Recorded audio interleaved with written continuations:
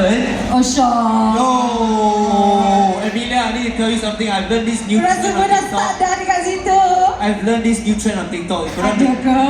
korang dengar. Caan. Buat demo lah, Give Sean. me some music. Let's go.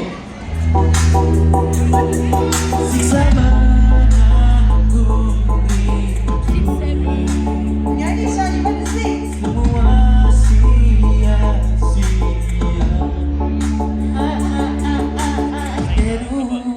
Wow. Tapi Manny bukan nyanyi punya trend. Ah, Manny kena buat gaya juga. dia buat gaya. Dia nak backup dancer boleh. Korang tengok Amy buat 6-7 tak?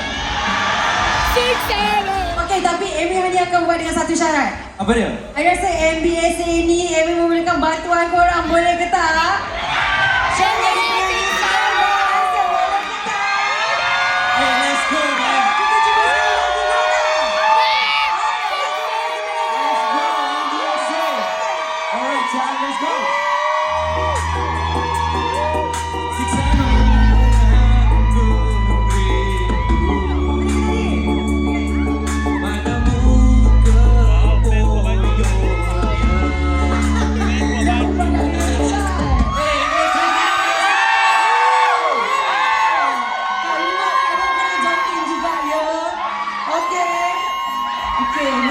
6-7. I think kita 6, 7, 8 that, you know what I'm saying? Definitely.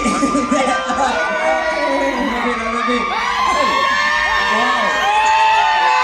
Yes.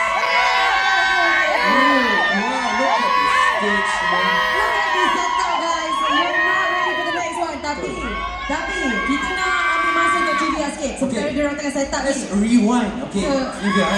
flashback. Last year, tahun lepas untuk